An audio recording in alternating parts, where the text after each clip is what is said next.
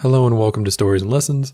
This is your host, Tim Winnicky, and as always so far, this episode is sponsored by Empowered Change Counseling and Education. If you're in the greater Denver area and you're looking for help or services, please reach out at www.empoweredchangece.com. I'm really excited for our 15th episode today. I got lucky enough to grab my friend Ben Obrien to come on and tell us some stories about his life. Ben is a firefighter of 21 years. He has recently started a coaching business, and I work with him in an organization called Responder Strong, where we're trying to coordinate resources for first responders across the state. I've been really impressed by Ben at every point. In the episode, I mentioned to him that he's one of the more hyper-competent people I've met. He really encapsulates, for me, what competence in mastery in many areas of life look like. He's a physically able guy. He's certainly got the masculine credit of being a 21-year firefighter.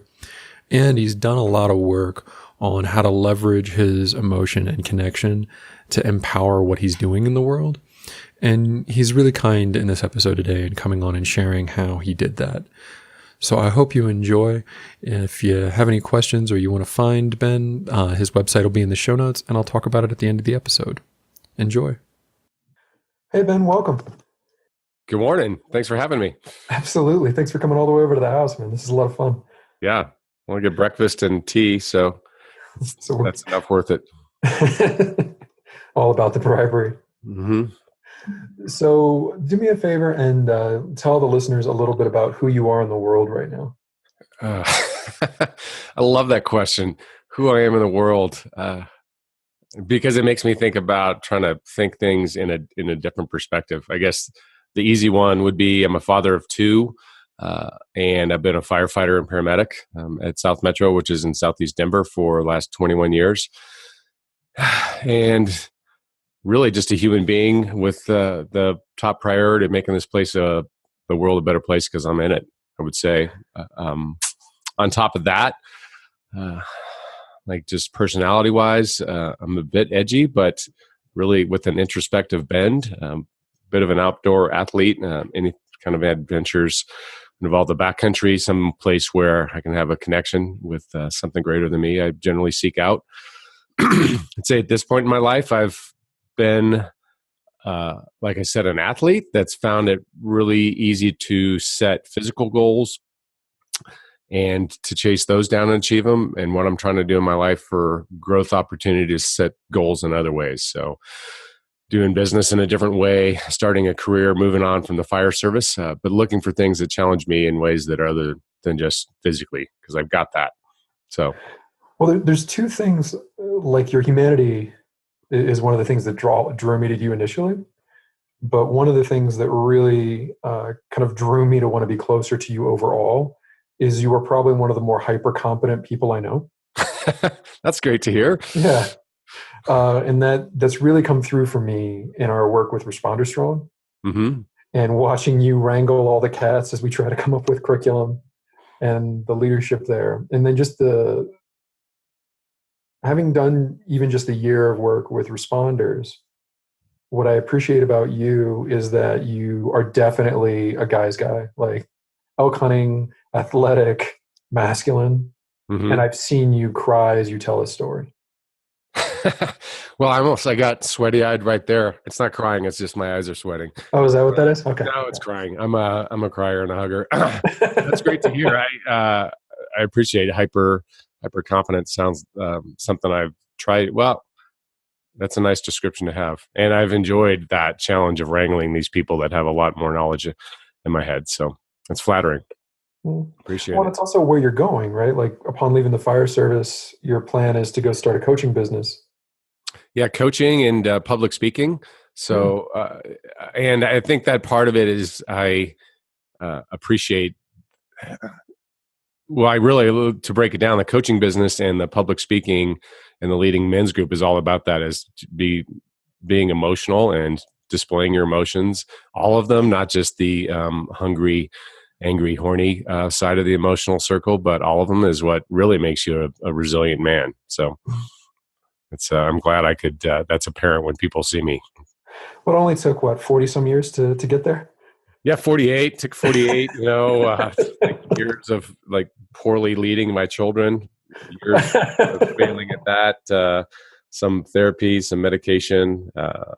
My marriage coming into an end, but grateful for now. I would honestly say I've never been more fulfilled in my life at this point because I'm on this pretty clear path for me anyway of growth. And when I speak and I talk to people about like resiliency or positive psychology, any of these topics, finding their values, uh, I I say that I do it from a selfish point of view because it geeks me out so much, gives me so much energy. So I feel like I'm giving back, and I've gotten some good response in that. But it's almost comically, it's a selfish endeavor because it's my path towards even more fulfillment. So I feel lucky. I think that's the key to what is the difference for me and what I try to counsel folks going through transitions is a job is something you do to meet your needs, your basic needs, right? Food, housing, that kind of thing. A career is something where either the money is so good that it enables you to go follow your passions, or what you're doing cycles back in to refresh you. So for you, the speaking is where your career is moving to because it's also going to be the thing that feeds you, lets you know that you have purpose, lets you know that you have impact. Yes, for sure. And when I've been on my own journey figuring out what I wanted to do next from the fire service, and when I've spoken to other firefighters and some police officers, it's making that point that you got to have some kind of purpose in your life. And the trap, or the I don't want to call it a trap, but the pitfall of emergency services is you have built-in value. Mm-hmm. You're there at the point of most impactful point oftentimes in people's lives, and the value is clear and obvious, and all you really have to do is show up and do your job. And I don't, in my experience, the guys don't appreciate how important that value is. I find that when speaking to men, because predominantly emergency responders, 95+% are dudes, that when you start talking about values and purpose, they get a little bit uncomfortable. So I think from maybe this more macho, my purpose is to knock down structure fires or apprehend bad guys or blah, blah, blah. And really it's about what makes you fulfilled. You've got to have something aligned with your values and be living in those activities or that mindset daily. And when you get squishy like that with this group of people, it gets a little nerve-wracking for them. Yeah, well, I think it's insidious too. Because there's a lot of factors that push both the military and the responder community into a singular focus. It's one of the only positions in the country that somebody's life is on the line. And that's a trump card. I can say, no, of course my job is my sole focus. People's lives are on the line. That has to be my focus. Right. And that's true in moments, right? Like in a crisis moment on a call, when you're deployed, when you're in action, that's true. But I think more and more what I'm seeing in the veteran community and what I'm starting to see in the responder community is people recognizing that's not a sustainable life. No, not at all. So the fact that I love that the first thing you said is that I'm a father, and I know how important your sons are to you. Right? Mm-hmm. Son and daughter, yeah. Oh, son and daughter. Oh man, I forgot all about your daughter. Well, she's a tomboy, so I'm a sexist dude. I know. She is, yeah. I was going to make a bad joke, but I won't. This is probably good. Yeah, I think that's true. Young people or the young guys that I have seen come into the fire service are all about that, the big call. And certainly those are amazing. And what drove me into the fire service, or attracted me to it, I should say, that, I want to, when things go gnarly, I want to be there. And I think that's somewhat of a common thread. And I don't really know where it's from. It's not gawking and it's not exactly thrill seeking. It's just momentful. That's not a word. It's momentous. You're there at a point that has this reality and magnitude that everyday life doesn't. But those aren't the majority of our calls. They're not even the minority. I mean, No. it's such a small minority of our calls. You're right. If you're showing up to work or being deployed waiting for that stuff, then it's going to be a struggle for you because there's a lot of other things going on. And, I will say what it is what you said about lives on the line, just to get into the meat of it. uh, Firefighters are killing themselves at 4 times the national average. So firefighters uh, any fire department is more likely, I think, by a factor of 4 to experience a member kill themselves than they are to lose someone in the line of duty. And yet that stat and that circumstance is only really starting to impact how firefighters see the world and see how they have to adapt to their circumstance. Yeah, and I think in addition to the first responder community, I think the veteran and first responder community has a lot of distilled, misinformed masculinity, right? Where somebody else is more important than me. I don't have needs, I have goals, right? Yeah. And that leads to this place where by not examining your needs, it puts you at risk for suicide. I think that most men, when they find themselves in that position, have let themselves not meet their needs for so long that they've lost hope of ever achieving them or even recognizing what they are, and they give up. Yes. And Yes. I think the fire service, and in particular, there's a lot of things to protect you from having to do that exploration, that constant state of readiness, and some of the recognition, right? With the fire service, particularly, like people get nervous when the police show up. There's almost everybody's happy when the fire service shows up, right? There's a lot of adulation that you just get. Oh, I've been on calls where they're applauding us and they're cursing the cops, and the cops are like, "You sons of bitches!" It's just, yeah, right, yeah. I have a ton of admiration for the police. Their job seems to me much more difficult psychologically than mine. Absolutely. In a lot of ways, I will say, though, that I don't think it's the state of readiness that's inhibiting people from doing the work. I think it's societal expectations. yeah. There's particularly that misguided masculinity because it's a hyper masculine environment. Our physical capacities, our capacity to act decisively in pressure situations are continually highlighted, and people fail to recognize that that's only a part of them. I like to try and explain that we're humans first and foremost, and then we're to a much smaller degree that we're male or female. So I think it's the societal expectations of always act like a man or what men should do have a bigger impact on it than the state of readiness. And I will say, I got into the fire service, truth be told, because of that quote unquote action. But really what it is more of a short cycle. You get to train. It's more like athletics. You get to train for something and then implement your skills, and then that thing is wrapped up. So emotionally, it's a satisfying cycle, but it's shorter. And because it was a 10-day-a-month job. I mean, who doesn't want that? One, for just the free time, but two, also for the time with the family. Yeah. Well, I'm curious about that. So some of the stories I've never heard from you, and one of the ones that I was really interested in hearing was, who were you when you joined the fire service, so like 2 decades ago? 2 decades ago, who was I? I wasn't nearly as in touch as I was. Who was I? I was a guy. Adrift is maybe too powerful a word, but I didn't know what the hell I wanted in life. I didn't know who I was. I didn't even have the concept of what my values were and how trying to live aligned with those could provide purpose. So I had watched my dad grow up, or growing up, watched my dad put on a suit and tie and go work in an office environment in commercial real estate. And so I really didn't do much more thinking of that. I'm like, oh, that's what I'll do. I'll do some kind of office job. And didn't,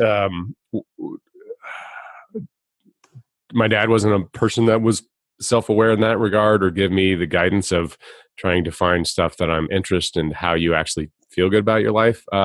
So I was a guy that was kind of adrift. I took working in a commercial real estate office actually with my dad. We had a small real estate company, which was completely unsuited to my strengths and interest. It was a lot of detail work, transactional as much as that you had to get a client to get paid. And I like money as much as the next person, but it didn't motivate me. So I actually read that book, What Color is Your Parachute, which is based on the Myers-Briggs type indicator, the INTP, I think I am. And about 80% of people that had my uh, phenotype, what is the Myers-Briggs? I don't know. Anyway, Personality type. personality type, yeah, go into some kind of more action oriented profession. It's like, oh, that's what I'm going to do. So I was just trying to look for something that would make me happy. I was dating my um, wife, my to be wife at the time, but not really knowing what I wanted to do, and showed up, and the fire service is great. The academy was a ton of fun because it was a lot of hands on things, which I find really satisfying, being able to use my brain a little bit and move my body at the same time. So, um, I was a person 20 years ago that didn't really have an idea of how I ticked. But this was a pretty fun and attractive job, and that was enough.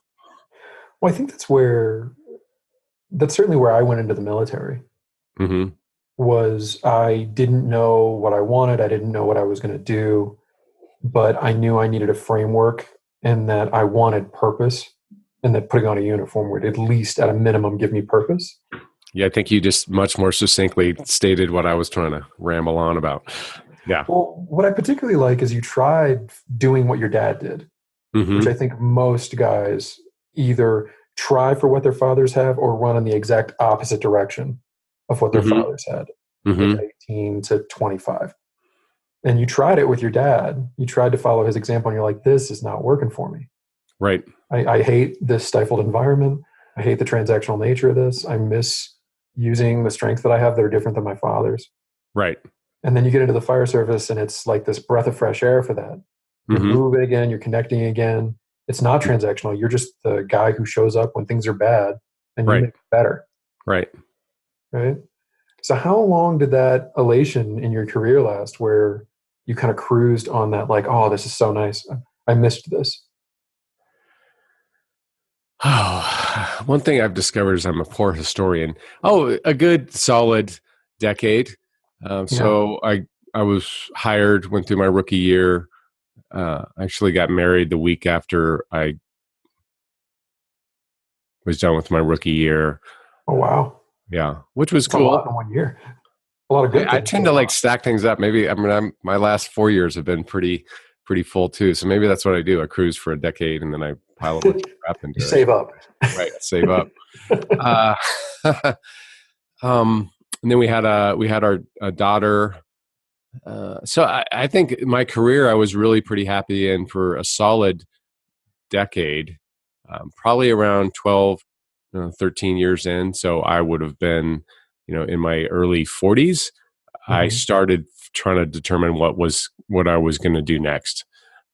Because I saw that I saw that my personality wasn't maybe optimal for a paramilitary organization. I'm a little more entrepreneurial. Um, I'm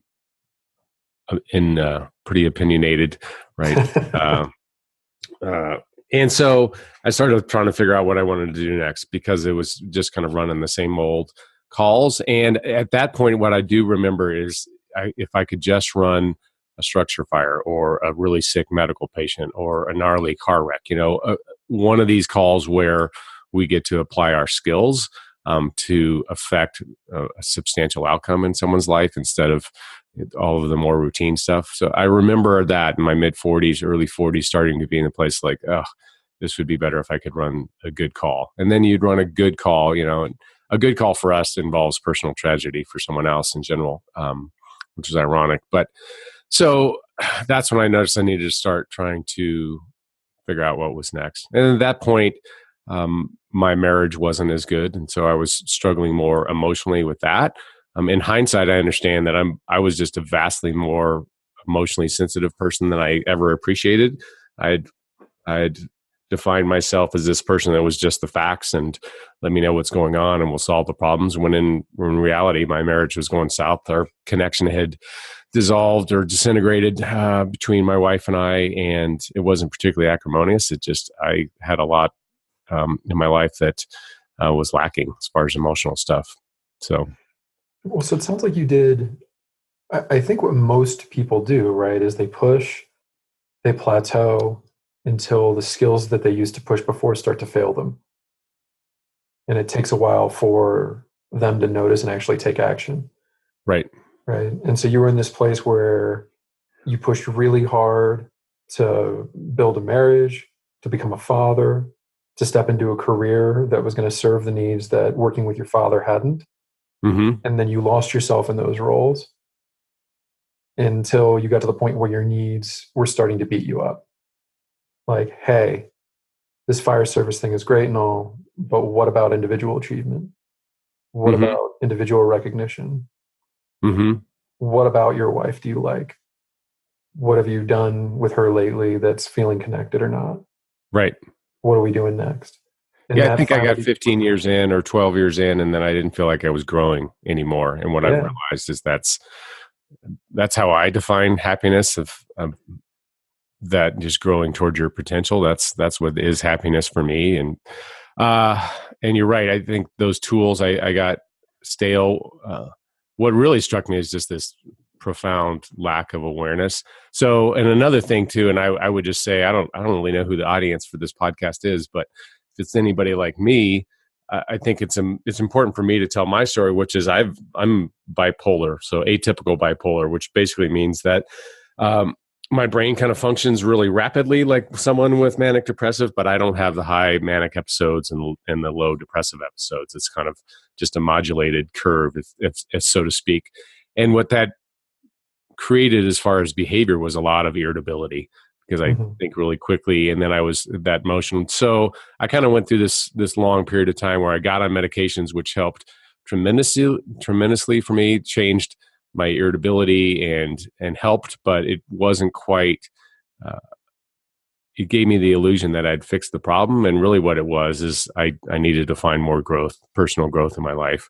Um, yeah, and that was what was creating this sense of lack or unease in my life that I wasn't growing, I wasn't kind of doing anymore, and set me up to behave in ways that were counterproductive. yeah. Well, and I think thank you for disclosing that. I think it's going to be really helpful for a lot of people because, to be honest, most folks that come on don't disclose a diagnosis; they just say they struggle. So, thank you for that. Yeah, you bet, you bet. Um, and one And of I the will things, say, there's two guys that I work with, I saw a lot of myself in them. And when I told yeah, them the same thing, and they went and got it, and they have the same diagnosis, so it's not like it's really all that uncommon. no, no, it really isn't. Well, the other thing is that the from the outside, bipolar looks very like antagonistic, right? People that display that tend to display very all or nothing. Either we're wonderful right now, or I'm really pissed at you right now. That was me.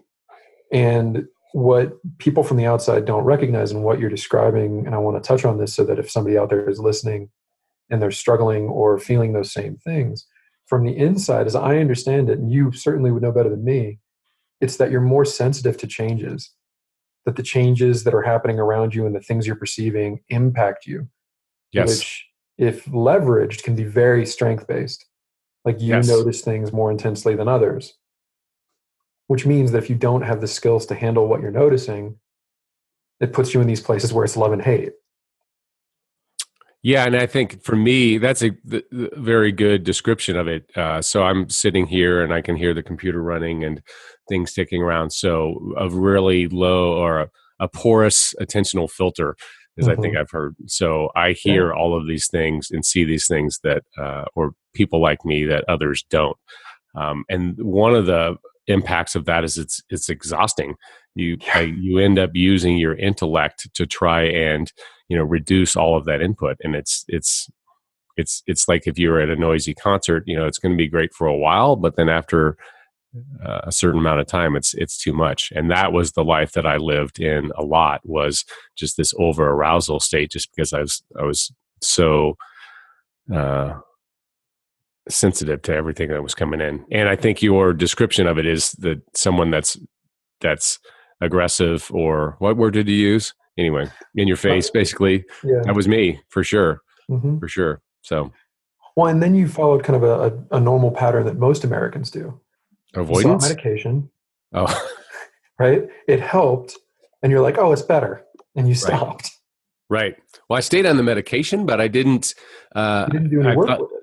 right, right, Yeah, right, that's the norm, right? Like I got the pill, it's better, so I'm not going to examine what's behind the need. right. Just like diet stuff, right? Like, oh, I've got insulin, I don't need to address what I eat with my diabetes, Exactly, right? exactly. And that's cultural. And particularly for guys that have served in some kind of uniform, we're all about problem solving, right? Mm-hmm. Pill solve the Mm-hmm. problem, problem's over. Like we're good. What's next? Right. Yes. Exactly. Not less process. I think I have gotten into, as I've built my coaching practice and worked on the topics that I like to discuss publicly, is it's much more process. And you and I were talking earlier this morning, um, and getting away from that big seesaw of like, I'm totally kicking ass on this, I'm putting on my armor, Right. instead of like, let's just get a step above baseline, like just a step towards good every day. And it's much more additive and really, gosh, much less exhausting for Hmm. yourself and your family when you take that approach. Well, I'm Um, just sustainable. right. Like there's Sustainable. Yeah. yeah, there's a time to kick ass in the world, and that's absolutely true, but it can't be every Thursday. Right. Like, Yeah. I will say, when I had this interesting, I was seeing a psychologist about my behaviors, which I wasn't happy with, and neither was my wife, which is just irritability and quick to snap. And he would give me these tactics to try and implement over a week or so. And I said, you know what? Like, I don't have these issues that are setting me off like every week. So let's just take 6 weeks off. I'm going to go and try and implement some of these things. And in that period of time, I started the medication. Um, and when I came back 6 weeks later, I felt like a completely different person. mm, And she's like, yeah, the miracle of drugs. And I probably could have stayed in with the psychology more, mm, because I did get to a place actually. Um, and just as for more informational stuff, I know that firefighters and probably cops, just because of our shift schedule, we can drink a lot more, and we yes. do drink a lot more than the population, and I certainly did. Um, Mm. While and you're on medication. while I was on medication, yes, and I don't think it really. I mean, it didn't impact my ability to do my job at all. I wasn't drinking and driving much, I should say. Um, but it impacted my relationship with my wife, and it was Mhm. just more avoidance skill, or yeah, not a skill, technique. But when I was first put on those medications, I was like, oh crap, I'm going to have to be on these for the rest of my life. And it was a struggle. I had to Yeah. redefine myself and just let go of any kind of value judgment I had. Like, no, that's just how I am. I will say that when I cut the alcohol out after, when I got divorced and did some intensive work on myself, and I stopped drinking, and I was getting much more sleep, putting a priority on that. Sugar is also particularly bad for someone with my condition, because of how it affects the brain. We can go into that later. When I ended up cutting those things out and was much more mindful, I actually stopped taking those medications and was doing great for Mhm. over a year. Um, and then some big stressors came back into my life, and I was just like, well, you know what? I think I need those meds back to be able to be the person that I want to show up as. So, Mhm. Well, it's just accepting the help that's working while not right. giving up on the work. Yes. Like you needed to prove to yourself that you were capable, that you had it in you to make these changes. You wanted to see what the impacts were going to be, the diet, the booze, the exercise, and the awareness, and you saw that it had a positive one. Hmm. So you were able to pull back on the medication. But then as life stacked up on you, you're like, well, these are still working. Things are Right. harder now. I'm going to Right. grab an extra tool. Right.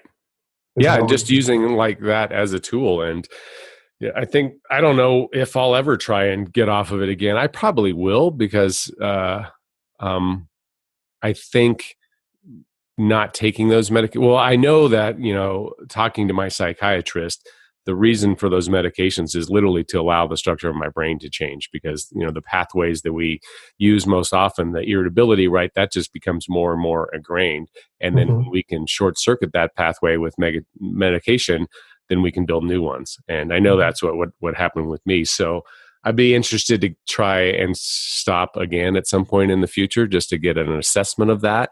Yeah. But I'm not really tied to it emotionally. If it doesn't work, it doesn't work, and I'll go back on it. So, but viewing medications as a tool, and maybe a lifelong tool, I think is is totally valid. Yeah, and I think it's just modern medicine as a whole, right? Like, I don't know a guy that's 50 that has health insurance that hasn't had a doctor recommend some kind of medication for something Oh, to right, extend quality of life. right, Right? At a certain level, we as a culture are to this point where we hide the end of life disability, right. and we hide the fact that like after 35, capacity starts to decrease ever slowly and ever creepily, right? What? Yeah, it's horrible. It's That's bullshit. horrible. Yeah. I Um, think what you just said really struck me is that there's this dichotomy between mental health drugs, psych drugs, and all these other kind of drugs. But they're so similar. In one hand, like you said earlier, I started taking the meds, then I didn't do the other work. And mhm. also, you're right. I know a ton of guys that, oh, you're 50 and your cholesterol's a little high. Let's put you on statins. But let's not discuss maybe cutting down on meat or processed foods or getting your 20 minutes a day of the stuff. And it's comical how prevalent that is with my dad's generation, who's 83 now. It's like, oh, is there a pill for that? And even so, it still exists. There's still people that are looking for the whole picture. And I think that's the word, holistic stuff. I think Well, people and I think take that's the that med and distinction. like, I'm good. Well, that's the distinction for our generation and our father's generation. Our father's generation was the last generation of our time that are living longer than their parents. Hmm. So if we look at it just from a timeline, our parents got as far as they did using only medication for the most part, right? There was no whole body health. Right. That tapped out. If we want to go further and we want to do better than them, we've got to do the whole body stuff. Hmm. And that's just it. And the other thing that I certainly noticed watching my father and his friends and the older men I care about is just because we're still alive at 83 on meds does not mean there's quality of life. Yeah, oh, for sure. And the father, my dad's got the dementia now. We brief, and the Michael O'Brien of 10 years ago would be horrified and wouldn't want to live. So they're trying to live in a healthy way. I saw the 105-year-old guy last year at Costco, just Oh, walking around, bouncing a step. You couldn't have told from behind. And his 75-year-old son was with him and looked like a couple of 60-year-old dudes just got done with a tennis match. It's amazing. nice. So I keep that in mind, right? When I'm going to have another drink or something like that, trying to live for the whole term. And that's, um, I, I see it really clearly that there's really two ways to engage in the world. There's avoidance and engagement. And Mhm. almost it's so how often we avoid, almost everybody avoids at first. So, and I use Well, that. I think that's helpful for me because if I consider, a baseline of just behavior of, horizontally, and avoidance is going to suck you below that baseline, and engagement, however discomforting it is going to pull you above it. So, yeah. Well, eventually it just gets first. big and ugly, right? The more we avoid, the bigger it has to get to make us notice. Yeah, well, that's one of the projects I'm doing. So I call it Lead Like a Hero, and it's based on like Joseph Campbell, and a good example of Star Wars, right? So it's the hero's journey. So Yeah. we go out, we leave home, we experience this adversity. We find, we end up down in the abyss after all this adversity. Find a mentor, grow from it, engage on our problem, and we come back stronger. And so and I applied it to emergency responders because a lot of people refer to us as heroes, although, and I don't think a lot of us recoil from that. But anyway, what I've done is I've interviewed some people, and I've gotten some more courageous people to be authentic and show up and just tell their story. So, Yeah. one guy, to go back towards capacities, he realized that he's like, I didn't even know I had a bucket. And then let alone that it was overflowing, and, went back and ended up talking about a call that had been stuck in his mind for 16 years when he was a medic, just getting out of paramedic school. Mm-hmm. And another guy who you know was 33-year law enforcement guy. So it's been a fantastic project for me to sit down with people kind of like this and just have them tell their story. And it's always starts with avoidance. This stuff happened to me. I avoided it. These were the detrimental impacts of avoiding it. And then once I started to engage, just life really opened up for me. Things are better for me now. And when you do that, at least with these guys and the several other people I have lined up, they're more than willing to share their story because they see that it's important. So. Well, it's also the other thing with that I think is going to be kind of that selfish view of helping others. It's the completion of the hero's journey. Mm-hmm. Like when the hero's done, he mentors the next guy. Right. And that goes into somewhere on you're better at the Maslow's hierarchy of needs, right? Is giving back and the growth. So one legacy, right? What man doesn't want a legacy? Right. Yeah. Right. When's that going to be ready for public consumption? Because I want to see it. Yeah, I don't know when it's going to be ready. I've got all this raw video that I need to get edited. Let's see. You should put me on a deadline. That is going to be ready for the first one is going to come out on January 15th. January 15th? Yeah. You committing to that? Committing to that. Right. All right. Yeah, I'm going to be looking for it, and I'm going to repost this episode on the 15th with a link over. Okay. Yeah, I think I'll put it out on my my website, and I'll just put it out everywhere. Be on LinkedIn website, and then South Metro Fire has a peer support website, so it'll all be there. Great. Yeah. And that's really exciting. So that really parallels kind of what I've been doing with the podcast. Mm-hmm. It's mostly, a lot of this has just been me. I know that you haven't necessarily been listening, but I've gotten on and I've told probably, like half a dozen to a dozen personal stories, and then bring people on to share theirs. Mm-hmm. And I don't know about you, but for just me, just telling these stories and getting them out there and what I learned, like I've been back in therapy for it. Like reprocessing 10-year-old stories, reframing them, figuring out what they're telling me now versus what they told me at 25 has been huge. Yeah, I could see that. I'm actually, I don't know where it'll go. It is, I have at times in the past few months found myself tearful or not overwhelmed, but just very emotional or down, really out of the blue when I've been contemplating more of this stuff. And for me, it's, I don't often go back to a call, but I just, what I've been struck by is just realizing these moments where I just feel sad for all the shit that I've seen. So it's we all have our different flavors of this. Well, it sounds like you've got at least 12 years where you didn't allow yourself the sadness to process it when it happened. So it makes a lot of sense to take little dips now and address those needs that never got met before. Yeah. I think it was so interested in it and much less aware of my emotional makeup and much more beholden to the just incorrect male model in American society, at least, of not have emotions, just the facts, and that's how the fire services worked and law enforcement as well, is just cram it down deep inside. And I would remember coming home and describing some of these situations in probably too much of detail, but anyway, describing a cardiac arrest or something where a family member died, and my wife would ask me, well, what did you think about the family? Or that must have been sad. Or what did you think about that? And my reply was, I didn't. It didn't even cross my mind. I don't have space for that right now. Right. And I joke, and it's absolutely 100% not her fault, but I do joke. I'm like, shit, she ruined it for me because she made me start thinking about that. The reality is, from what I understand, is that we're thinking about it anyway. It's in there, that emotional impact of seeing, this horrific event that's in there, and we never forget it. And so it wasn't that we didn't think about it at the time, but it made its impact and it's burned into that hard drive. Well, and that's one of the theories around post-traumatic stress, right? Is that in the moment, you have to be that crystalline focus to address the critical need. Mm-hmm. Your mind is versatile and it's taking in all the information and Right. it's giving you the space right now to handle that with the understanding and the agreement with you that is unspoken that you're going to come back and think about this and process it. Right. And when we don't, that's Right. when it turns into post-traumatic stress disorder.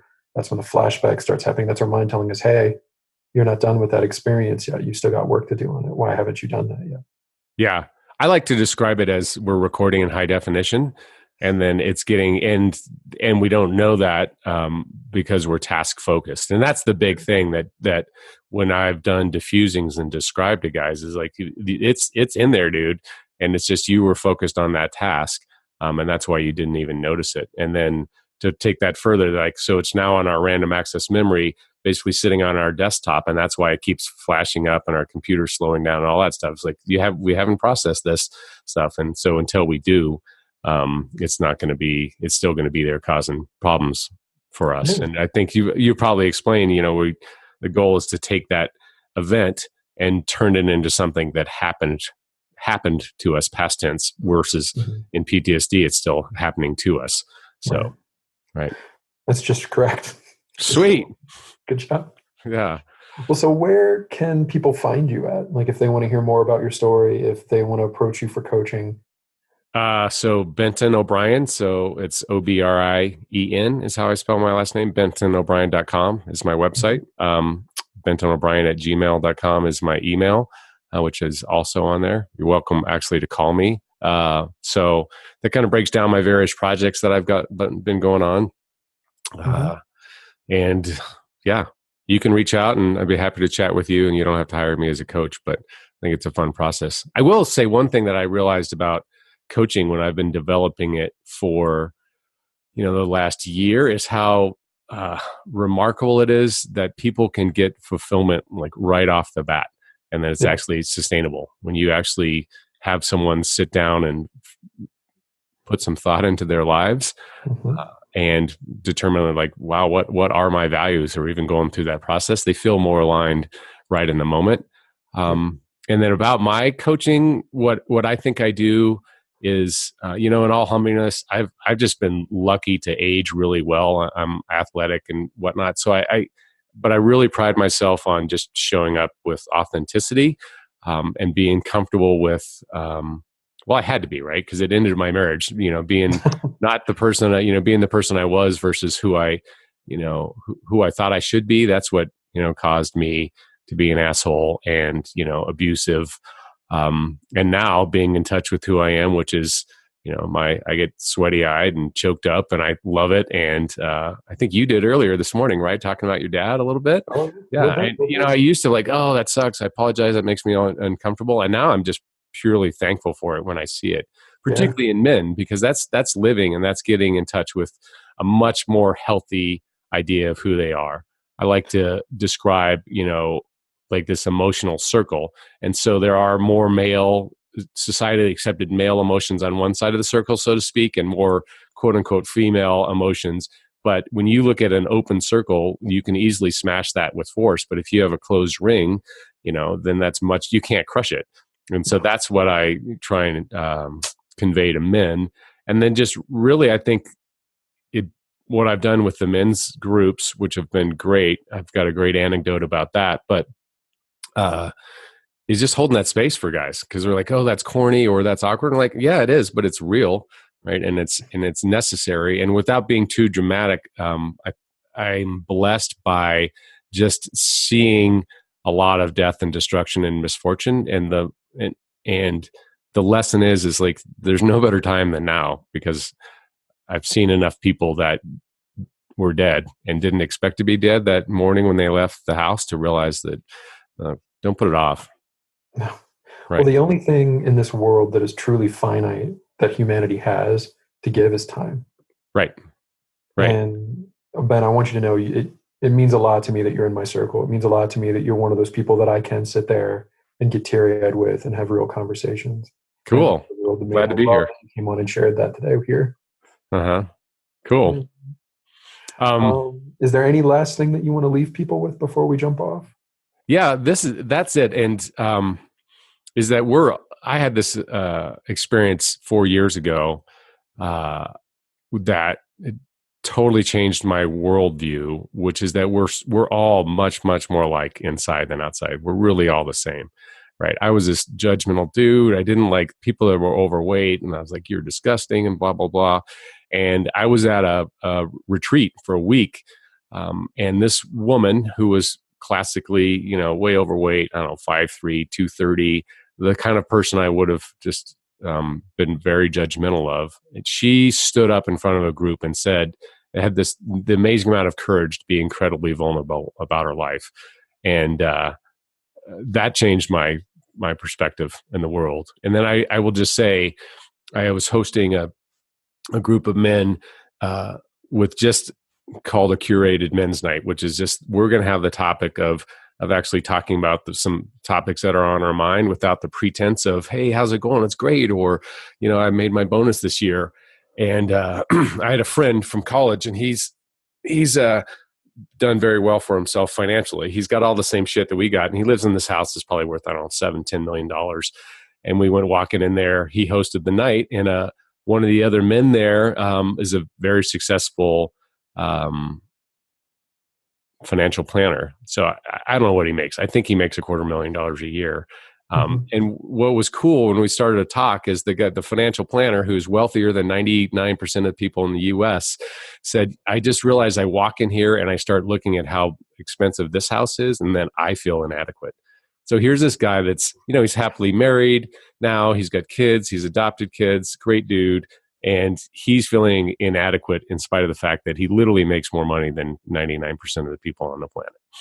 So it's, anyway, I just tell that story because the human experience is awesome. And when we can just show up without pretense, I think we get a lot of insights from each other that we don't expect. And I will say this, I don't have all the answers, but I'd like to just kind of show up and ask some questions, right, with some humility. And it's amazing how impactful that is. It goes a long way. It does. It does. Well, thanks for coming on and answering some questions today, man. I really appreciate it. Yeah, it was fun. It was a lot of fun. Talk to you soon. Okay. And that wraps up our episode with Ben Obrien today. I hope that it was as much fun for you to listen to as it was for me to have the conversation with Ben. We were a little more rushed than normal. Ben had an appointment, and we lost track of time when we were hanging out and eating breakfast. So if it felt like it was a little abrupt there at the end or a little awkward, it was. One of the things that Ben talked about that I wanted to address here at the end of the episode was Ben's probably one of the first guests we've had that's addressed medication and how powerful of a tool it's been for him, and how it is just that. It is a tool. It is not the sole solution to the struggles we have.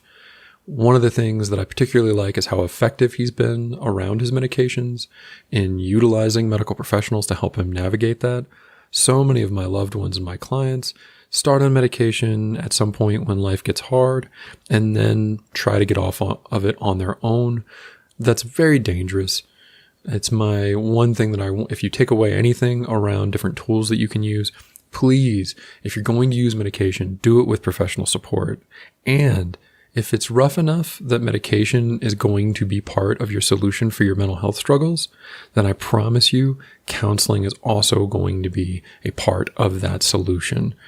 Just like what happened with Ben, medication can get you to a certain level, but if you don't address those needs that are living underneath your medication, then it's not going to end well.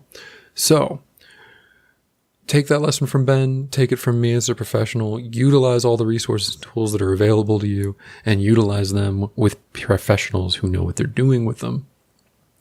As always, if you like this episode, if it helped make your day just a little better, please give us a rating wherever you're listening to your podcast.